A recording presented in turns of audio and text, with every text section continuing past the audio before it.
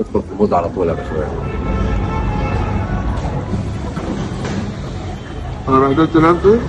بعد لف كتير في الكوربة ما لقيتش مكان حرش اكل فيه طواجن او موز غير بيبو.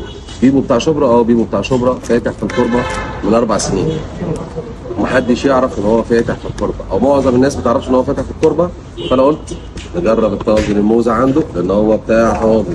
تعالوا معانا بقى نجرب الاكل.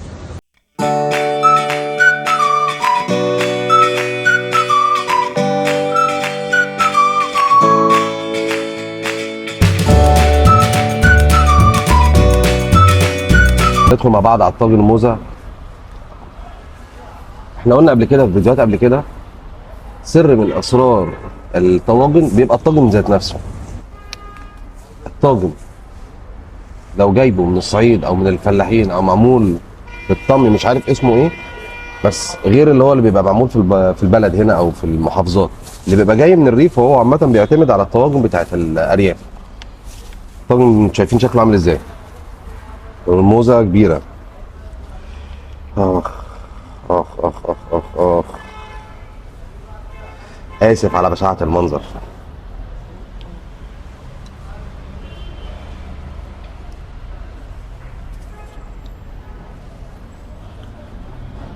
يا جدعان الموزه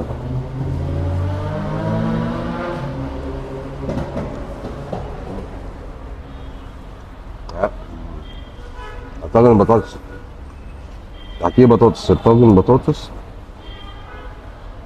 واكل سوا البطاطس، يعني اللحمه قاعده سوا البطاطس.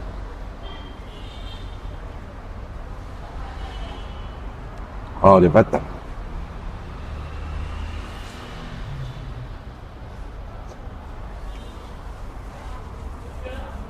الاكل سخن. عايز اقول لكم موزه رايقه. ندخل في الموزه على طول يا باشا. انا بهدلت نفسي.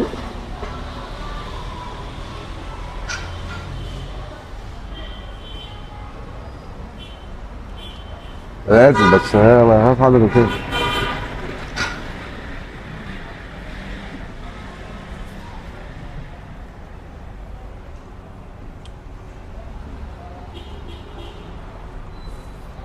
مكرونه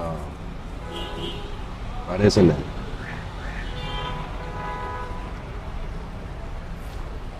علامه بيبو والله. الطاجن حكايه يا جدعان، الطاجن حكايه نار. انا بصوا، ايوه يعني انا لفت في التربه ساعه ما الاقيش حد ياكل معايا عنده.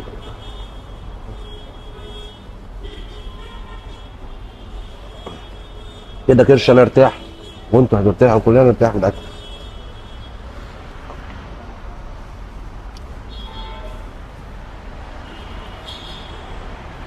جامد، اقسم بالله جامد.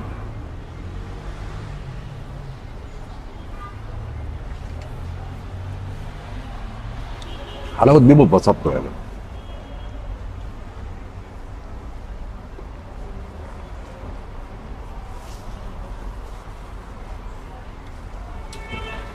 بدوب انا من فرط اللذة هنا.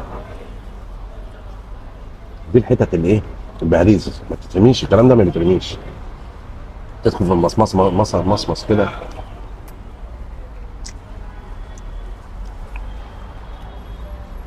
انا ما بحب يعني، في حاجات انتوا ما بتشوفهاش او هتشوفوها دلوقتي انا ما كنتش بعملها.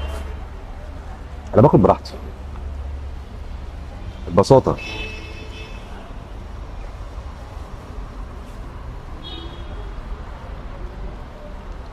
يعني اقسم بالله انتوا مش متخيلين انا حاسس بايه.